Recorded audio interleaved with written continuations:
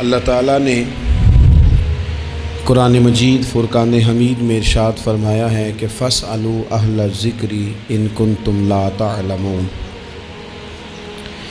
اگر تمہیں کسی بات کا علم نہ ہو تو اہل علم سے سوال کر لیا کرو، اہل ذکر سے پوچھ لیا کرو۔ سوال کرنا بڑا اچھا عمل ہے، لیکن سوال صرف ضرورت کے وقت اس سوال کو پوچھا جائے جس سے جہالت ختم ہو، انسان کے علم میں اضافہ ہو، اپنے شعور کو بلند کر کے مسئلے کو سیکھ کر پھر بندہ اس پر عمل کرنا شروع کر دے۔ نبی پاک صلی اللہ تعالیٰ علیہ وسلم کے صحابہ حضور سے سوالات کرتے تھے۔ امت کو اجازت دی گئی ہے کہ وہ اپنے علماء سے، اہل علم سے، ذی شعور لوگوں سے مشاورت کرے، اور جس چیز کا علم نہیں ہے وہ اس شعبے کے ماہر سے جا کر اس کے متعلقہ وہ رائے لے۔ بہت زبردست مفتی بھی ہو، جید قسم کا عالم ہو، کتاب و سنت پر، سیرت پر، تصوف پر اس کی پوری دسترس بھی ہو، تو پھر بھی اسے حکم ہے کہ اگر وہ بیمار ہے تو وہ ڈاکٹر سے رجوع کرے، اس سے وہ سوال پوچھے، اپنی تسلی کرے اور اپنے حفظان صحت کے اصولوں کے مطابق وقت گزارے، لیکن وہ ضرورت کا، بے تکا نہیں، غلط نہیں، بحث کے لیے نہیں۔ نبی پاک صلی اللہ تعالیٰ علیہ وسلم نے اس کی حوصلہ افزائی ان الفاظ کے ساتھ فرمائی ہے جو ابو داؤد شریف میں موجود ہیں۔ حضور علیہ الصلوۃ والسلام نے فرمایا کہ جہالت سے نجات حاصل کرنے کا ذریعہ سوال ہے۔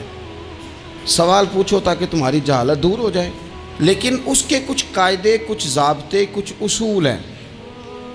ہمارے ہاں کچھ عرصے سے یہ رجحان ہوا ہے کہ ابحاث، کثرت سوالات، ایسی باتیں جن کا اس انسان سے جو سوال پوچھ رہا ہے دور دور تک کوئی تعلق ہی نہیں بنتا، بے معنی اور بے مقصد اور بے محل گفتگو، بے موقع باتیں، یہ رجحان پکڑتی جا رہی ہیں سوسائٹی کے اندر۔ ہر شخص کو تجزیہ نگار بنا دیا گیا ہے، ہر شخص کو عالم بنا دیا گیا ہے، ہر شخص کو ڈاکٹر ڈکلیئر کر دیا گیا ہے، ہر بندہ اپنی مرضی کی رائے دے رہا ہے۔ اس کا نقصان یہ ہوا ہے کہ ملک تیزی سے غیر مستحکم ہوتا چلا جا رہا ہے۔ بگڑتے، بکھرتے، ٹوٹتے خیالات، بہت زیادہ جب باتیں ہونے لگ جاتی ہیں، بہت زیادہ جب بحثیں ہونے لگ جاتی ہیں تو وہ نفرتوں کو جنم دیتی ہیں، وہ اذیت کا باعث بنتی ہیں۔ قرآن مجید فرقان حمید آپ دیکھیے تو سورہ بقرہ میں سے جو آیہ کریمہ میں نے آج تلاوت کی ہے خطبے میں، اس میں اللہ تعالیٰ نے فرمایا ام تریدون ان تسألوا رسولکم کما سئل موسیٰ من قبل، کیا تم میرے نبی پاک علیہ السلام سے بھی اسی طرح ہی سوال کرنا چاہتے ہو جس طرح حضرت موسیٰ کی قوم نے ان سے کیے تھے؟ جس طرح پہلے حضرت موسیٰ علیہ السلام سے سوال کیا گیا تھا، تم بھی میرے رسول سے اسی طرح سوال کرنے کا ارادہ رکھتے؟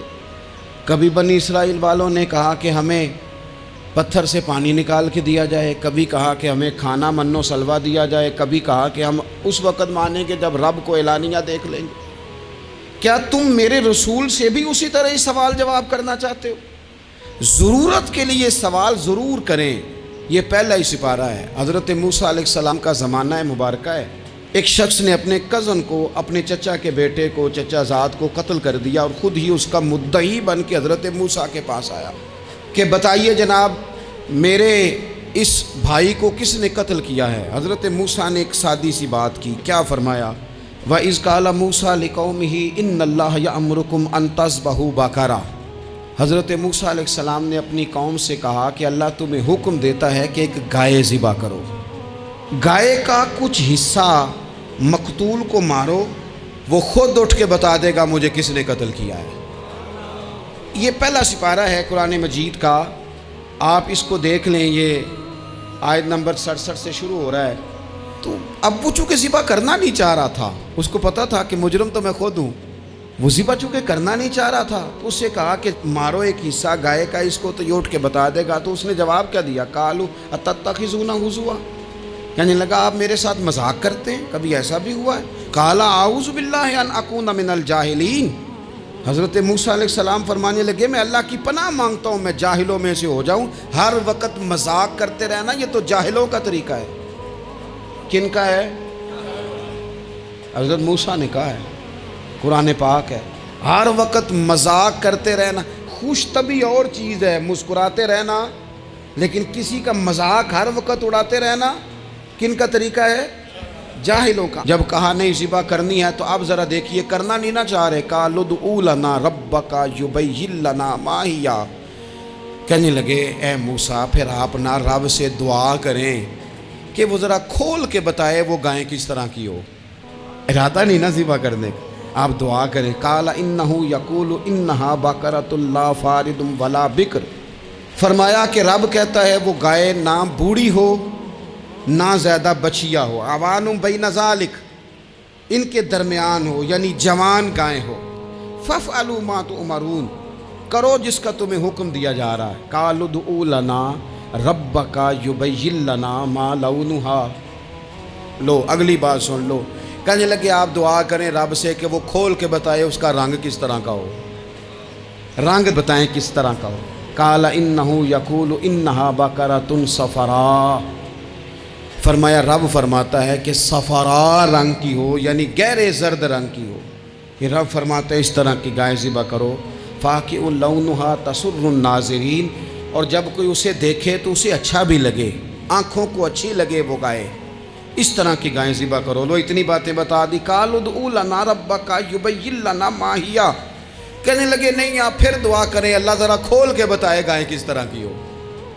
ان البقرہ تشابہ علینا، ہمیں ذرا گائیں پر شبہ پڑ گیا ہے کس طرح کی ذبح کرنی چاہیے. وَإِنَّا انشاءاللہ لمہتدون، اگر اللہ نے چاہا تو ضرور ہم ہدایت پا جائیں گے. پھر اللہ تعالیٰ نے فرمایا کہ قال انہ یقول انہا بقرۃ لا ذلول تثیر الارض.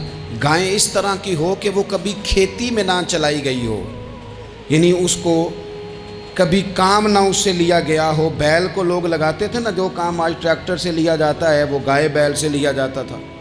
تو وہ کھیتی باڑی کے کام نہ اس کو لگایا گیا ہو. ولا تسقی الحرث، اور نہ اس سے پانی نکالا گیا ہو، نہ کھیت چلانے ہل چلانے میں لگائی گئی ہو. اور وہ جو کنواں ہوتا تھا جس کے گرد گائیں گھومتی تھی، تو کہا وہ بھی کام اس نے نہ کیا ہو گائے نے. مسلمۃ لا شیۃ فیہا، وہ ہر عیب سے پاک ہونی چاہیے. قالوا الآن جئت بالحق، اب کہنے لگے اب آپ صحیح بات لے کے آئیں، اب سوال ختم ہو گئے نا. کہنے لگے اب آپ بات فذبحوہا، انہوں نے ذبح کر دی. وما کادوا یفعلون، پر ایسا کرتے نظر آتے، لگتا نہیں تھا کریں گے ذبح پر ذبح.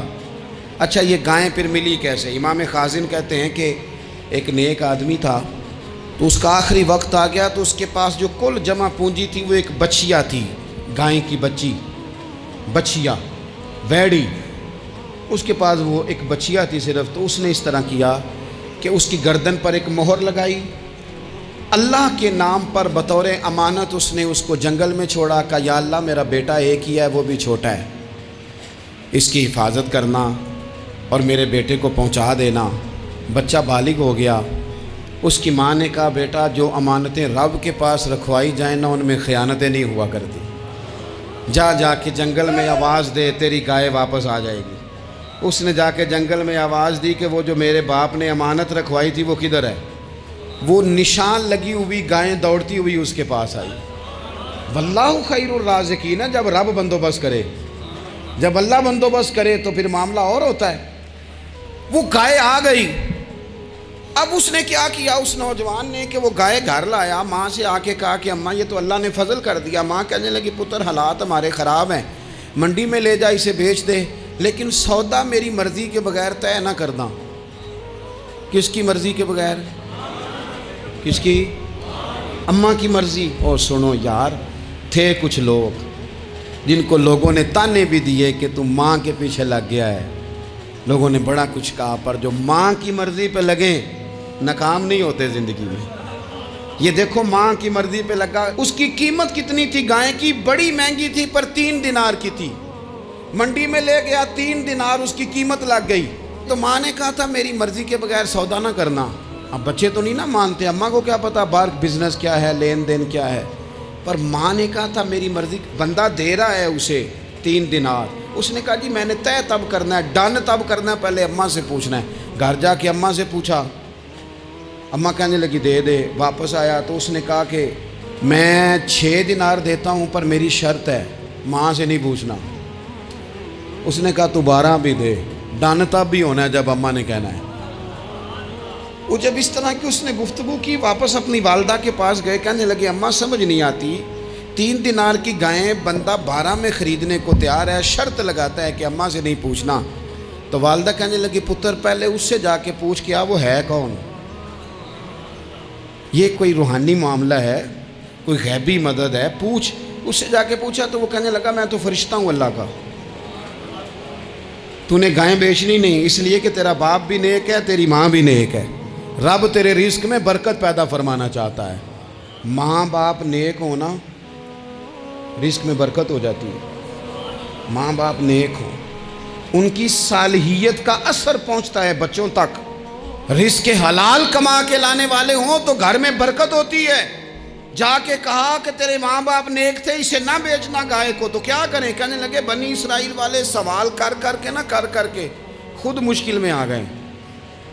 اب وہ ایسی گائے جو جوان بھی ہو، یہاں تو ہر غریب آدمی اپنی گائیں یہاں لگا دیتا ہے، کھیتی باڑی میں یہاں لگا دیتا ہے، کنویں میں پانی نکالنے میں، تو یہاں تو ہر ایک کی گائیں، تو ایسی گائیں جس کا رنگ بھی اتنا پیارا ہو، زیادہ بوڑھی زیادہ بچی بھی نہ ہو، اور ابھی تک کھیت میں بھی نہ لگی ہو، وہ سوائے تیرے کہیں نہیں ہے۔ اس نے کہا چل پھر مہربانی کر بتا میں کتنے کو دوں گائیں، اگر وہ آ جائیں تو کتنے کو بیچنی ہے؟ اسے کہنا کوئی نہیں، ریٹ تو زیادہ کرنا ہی نہیں، ان سے کہنا گائے کے اندر سے گوشت نکال دیں اور جتنا گوشت ہے اتنے پیسے بھر دیں، اس کی کھلڑی بھر دیں۔ اب وہ بنی اسرائیل والے ڈھونڈتے پہنچ گئے، کہا جناب گائیں 3 دینار کی یا 6 لے لو۔ اس نے کہا نہ بھائی، ذبح کروں گا، گوشت نکالوں گا، جتنا وزن گوشت کا اتنے پیسے بھرو گے کھال میں تو پھر گائے تمہیں ملے گی۔ اب مجبور تھے، کیا کرتے؟ ابن کثیر حدیث لائے ہیں، امام سیوطی نے در منصور میں بھی لکھی ہے، نبی پاک صلی اللہ علیہ وسلم نے فرمایا سنو جوانوں، اور اسے دل کی تختی پہ لکھو، نبی پاک علیہ السلام نے فرمایا اگر بنی اسرائیل والے زیادہ سوال نہ کرتے تو اتنی مشکل کا شکار نہ ہوتے۔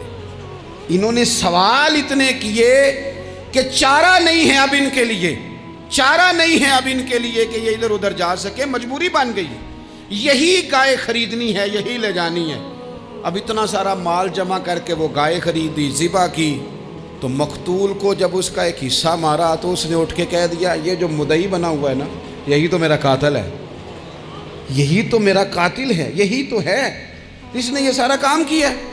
تو زیادہ سوالات کرنا، بہت زیادہ سوالات کرنا، ہر وقت بحث میں رہنا، نبی پاک صلی اللہ تعالیٰ علیہ وسلم نے منع فرمایا، اور میرے رسول پاک علیہ السلام نے فرمایا یاد رکھو 3 چیزوں سے ہمیشہ بچو، بخاری مسلم میں موجود ہے۔ ایک تو فرمایا کثرت کیلو کال سے بچو، زیادہ بحثیں نہ کرو، اور دوسرا حضور علیہ السلام نے فرمایا مال کو ضائع کرنے سے بچو، اور تیسرا فرمایا زیادہ سوال نہ کیا کرو، زیادہ سوال نہ کیا کرو۔ ایک مقام پہ نبی پاک علیہ السلام نے فرمایا حج فرض ہے، ایک صاحب نے اٹھ کے پوچھا حضور ہر سال؟ حضور خاموش ہو گئے۔ پھر پوچھا حضور ہر سال؟ سرکار خاموش ہو گئے۔ تیسری بار پھر پوچھا حضور ہر سال؟ نبی پاک علیہ السلام نے فرمایا زیادہ سوال نہ کیا کرو، میرے منہ سے نکل جاتا نا ہر سال فرض ہے تو رب نے ہر سال فرض کر دینا تھا، تمہارے لیے مشکل ہوتی۔ اور فرمایا جس چیز کے لیے میں تمہیں حکم دوں وہ کر دیا کرو، اور جس چیز میں تمہیں آزاد کر دوں اس میں آزاد ہو جایا کرو، زیادہ باریکیوں میں نہ جایا کرو۔ جن لوگوں نے بھی باریک بن کے چیزیں ڈسکس کرنی چاہی نا، الجھ گئے، تنگ آ گئے، اور جو کسی ایک دروازے کے فقیر تھے، ایک دروازے کے فقیر تھے، ایک دروازے کے فقیر تھے، کسی ایک راہ سے خیرات لیتے تھے، زیادہ الجھاؤ نہیں پیدا کیا انہوں نے۔ میں کہہ چکا ہوں علم حاصل کرنے کے لیے سوال ضرور کریں، لیکن بحث کے لیے اور الجھاؤ پیدا کرنے کے لیے، نئی سے نئی راہ تلاش کرنے کے لیے، یہ بات درست نہیں ہے۔ بلکہ بخاری مسلم میں ایک حدیث ہے جس کو پڑھ کے انسان بار بار سوچنے پہ مجبور ہو جاتا ہے کہ اس طرح بھی ہوتا ہے۔ حضرت انس بن مالک رضی اللہ تعالیٰ عنہ ارشاد فرماتے ہیں، ہم سب حضور کی بارگاہ میں بیٹھے تھے، بخاری مسلم ہے، نبی پاک علیہ السلام تشریف فرما تھے، حضور کی عادت مبارکہ تھی جہاں موقع آیا حضور بیٹھ گئے۔ حضور زمین پہ جلوہ فراز تھے، صحابہ کرام نے سوال پوچھنے شروع کیے، یہ بھی بتائیں، یہ بھی بتائیں۔ کچھ نوجوان تھے، انہوں نے کچھ سوالات شروع کیے، انہوں نے بہت زیادہ سوالات کیے کثرت سے۔ تو حضرت انس بن مالک رضی اللہ تعالیٰ عنہ فرماتے ہیں بہت سوالات، جب زیادہ سوال ہو گئے نا، اللہ کے رسول صلی اللہ علیہ وسلم اٹھ کے نا ممبر پہ بیٹھ گئے، فرمایا پوچھو جو تمہارا جی چاہتا ہے میں بتاؤں گا، پوچھو، کرو سوال کرو۔ ایک شخص نے اٹھ کے عرض کی، یا رسول اللہ میرا باپ کون ہے؟ فرمایا حذیفہ۔ دو لوگ اور اٹھے، یا رسول اللہ ہمیں لوگ تانے دیتے ہمارا باپ۔ فرمایا تمہارا باپ وہی ہے جس کی طرف تم منسوب ہو، اسی باپ کی جائز اولاد ہو۔ ایک بندہ اور اٹھا، اس کا لہجہ بھی کچھ اس طرح کا تھا، کہنے لگا حضور میں جنت میں جاؤں گا کہ جہنم میں؟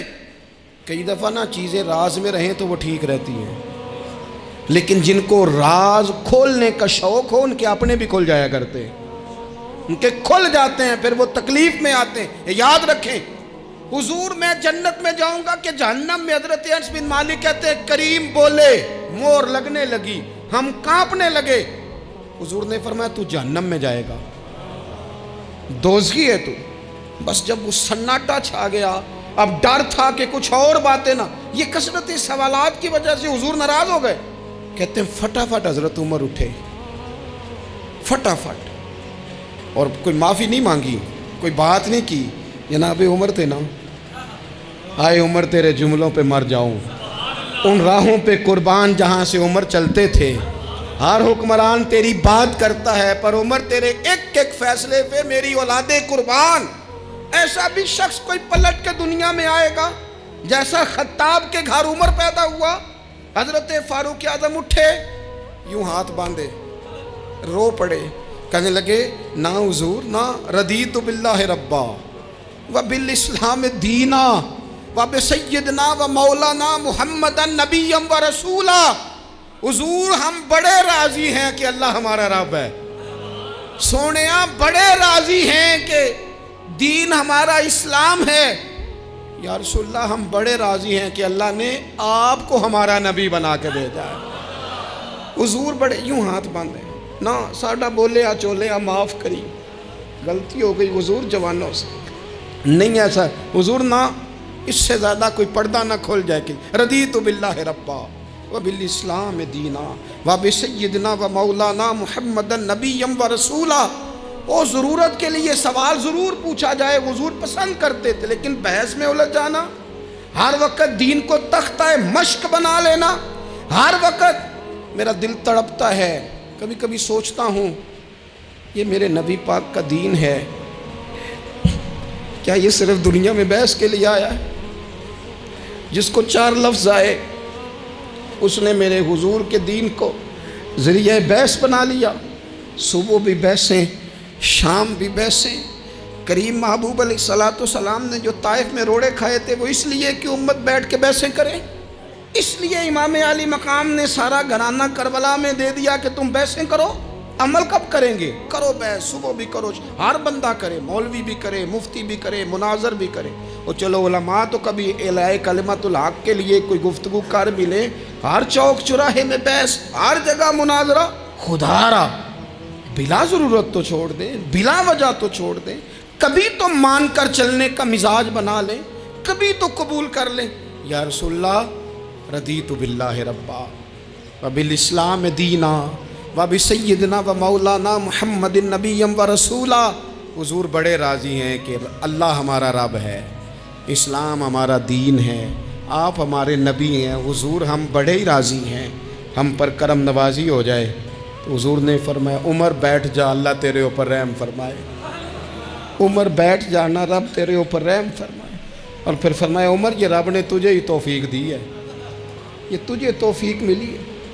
تو اتنی زیادہ بحثیں. میں کبھی کبھی کچھ سوالوں کے جواب دینے کو جی نہیں نہ چاہتا. آپ جو سوال کر رہے ہیں وہ پتہ ہے حضور کے ایک عظیم صحابی کے بارے میں کر رہے ہیں. آپ ان پر بحث کرنا چاہتے ہیں, آپ ان کو تختہ مشق بنانا چاہتے ہیں. جی نہیں کرتا, وہ ہستی اونچی ہے.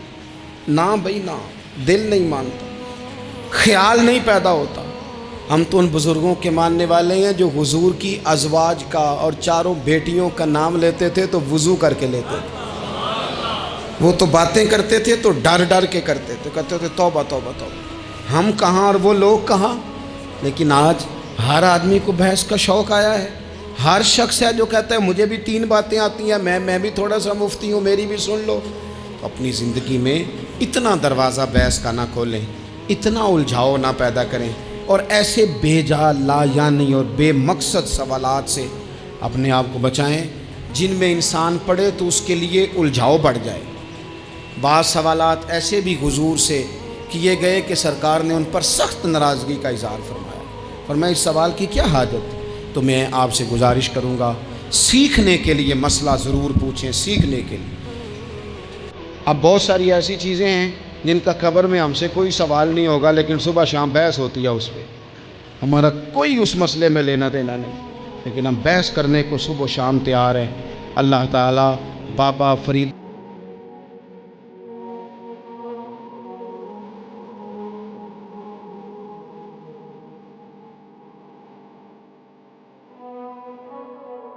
آخر دعوانا ان الحمد